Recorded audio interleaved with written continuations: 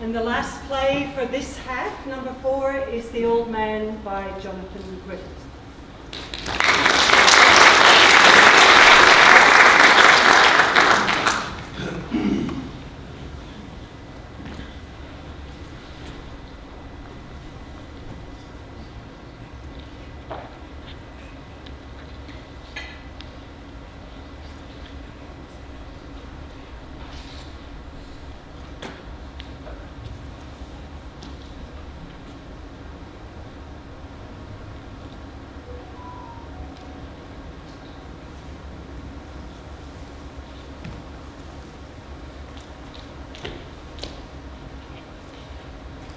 I remember when I was young, my father used to tell me stories about men. He'd known a lot of them in his time, having run away to join the Merchant Navy at the age of 16. But in 15 years sailing, he'd been around the world more times than he'd had hot dinners, so he said. More times than I'd had hot dinners even. And therefore there was a lot he could teach me. And what it was I learned from him was that men, all men, are weak and stupid and somehow less than human. Some of my friends had fathers who'd tell them tales about how brave and noble they were, how they fought in the war and killed men with their bare hands, how superhumanly intelligent they were. These stories seemed far less believable. Yeah, they had the medals to back them up, but they could have bought them, because my father's stories were undeniably true. His favourite was about how he'd lost his finger in an electric drill while telling someone how dangerous it was and showing them what not to do with it. Any time I started thinking maybe men aren't stupid, all I have to do is look at his missing digit. The evidence was right there in front of my eyes every day for 16 years. I used to wonder why Mum ever married him. Maybe women aren't that bright either. I guess she saw him as quite sort of dashing, like a Liverpudlian Errol Flynn. She was an art student with 2 kids, so I guess she was pretty desperate. When Dad left, I continued to teach myself his wisdom. Once he'd planted the seed, the idea just grew on its own. What had been a sapling when I was 16, over the next 16 years became a mighty tree, tall and strong and hard and thick. So thick, in fact, it took the full 16 years till it dawned on me what I'd become. There were signs along the way. My 21st, my wedding, I chose to ignore them.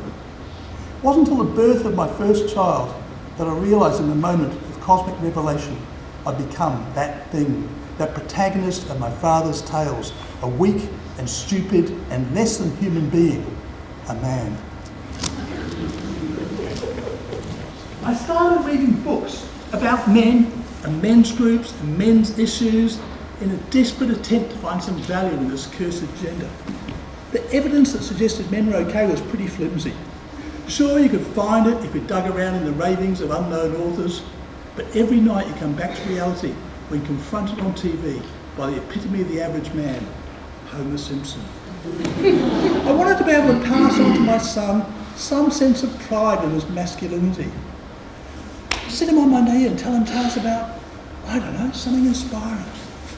You know, when I was a young bloke, son, I'd begin and I'd scan my memory for some incident in which I didn't appear as an irresponsible, sex-crazed drunkard, give up and move on to a safer subject.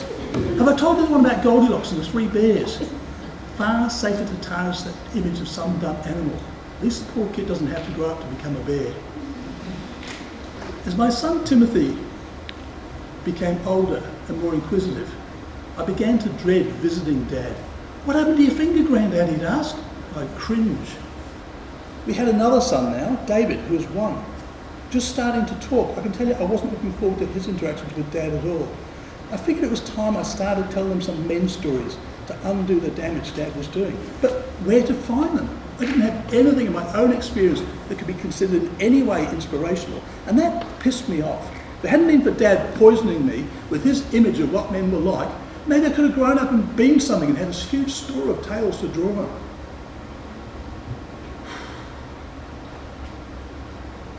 I started quizzing Timmy's friends when they came to visit. Tell me, Johnny, does your dad tell you stories? Yeah, he told me a really good one last week. He went to football with his mates. Afterwards, they got really drunk. They went to a restaurant. Dad spewed all over the waitress. Thanks, Johnny. It's not quite what I had in mind. Over the next few years, I grew more and more bitter. I stopped visiting the old man, hardly ever spoke to Timmy or David. What can I say to them? Besides, I was busy. We had a little girl now too. Seemed I'd spend all my time working just to support them. Then one day, everything changed.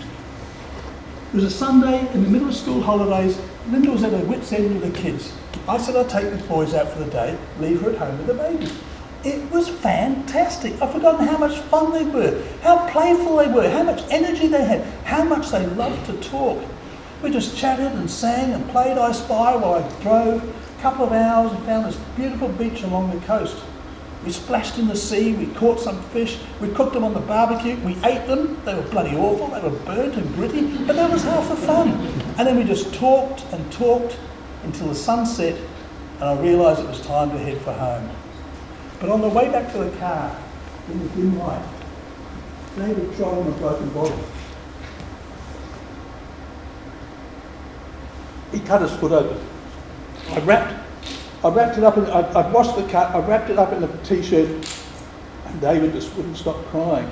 I picked him up and tried to comfort him, but he wouldn't stop howling. I wished Linda was there, like mothers are much better at comforting kids when they're hurt. I wished anyone was there, it was just me and the boys. The cut looked pretty bad, so I wanted to get him to a hospital. I put him in the car with his foot up on the dashboard and started driving, not knowing where we were, where the closest hospital was. The car started to cough going uphill, which was a bit of a worry. And then it just suddenly stopped dead, just ground to a standstill. I went into a panic. I had no idea where we were, where the closest hospital was, hadn't seen anyone in ages, didn't have a clue how to fix the bloody car. There had to be something I could do. But I couldn't even think with the racket David was making. I was about to scream at him to shut up, and suddenly this memory smashed into my consciousness. A memory had been buried since I was 2. I didn't want to believe it, but I knew it was true. Mum had told me. It was a sunny day on a deserted beach, and I was playing in the sand while my sisters were swimming. Then Mum screamed, and Dad jumped in the water and started swimming as hard as he could. I looked out to sea and saw my sisters were a long way out. Mum kept on screaming. I hung on to it, not knowing what was happening, just knowing I was really scared. Eventually, Dad swam back in, coughing and spluttering and gasping for breath, dragging 2 little bodies. What a hero. Not just some jerk that killed people, won lots of medals and spent the rest of his life bragging about it, but a real hero. He could have drowned, and they weren't even his kids. But more than just a hero, he was human. He had his limitations. No matter how hard he tried, he couldn't save the life of my older sister. And so humble, he never spoke about it, not once. The sound of David's crying brought me back to the present situation. What are we going to do, Dad? Timmy asked, almost in tears himself. I don't know, son, I replied. Your granddad would know what to do. He's an amazing man. You wouldn't think it, with some of the things he's done. I picked David up and I rocked him gently. I remember one time when I was a kid, me and my brother went to the beach with him, and I proceeded to tell the tale of a resourceful, practical and caring man. And as I did, David eased off his howling and looked at me and listened, and it felt really good. I'd never felt so close to him. But didn't the seaweed get burnt through? Timmy asked. No, I replied, and the battered old car pulled up ahead of us, and an old man climbed out and walked towards us. I've been so caught up in the story, I've forgotten to look out for passing traffic. The guy was a doctor. He washed David's wound, he bandaged it in butterfly bandages, he wrapped it up properly. David just looked at him in awe. I guess I did too. He was amazing. He was everything I wish I was, and much more.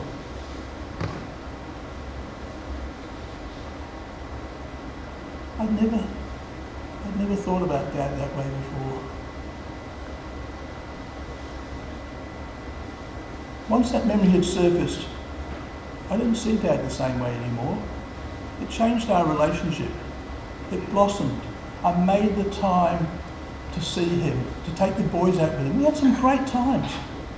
But when Dad moved overseas, it seemed like it was too much effort to keep in touch. Too much trouble. I was too busy. The airfares were too expensive. I only saw him every few years, and the boys saw him less than that, much less. I wish I'd made more of an effort. I wish the boys had seen him more. I wish they'd come to his funeral. I miss you, Dad.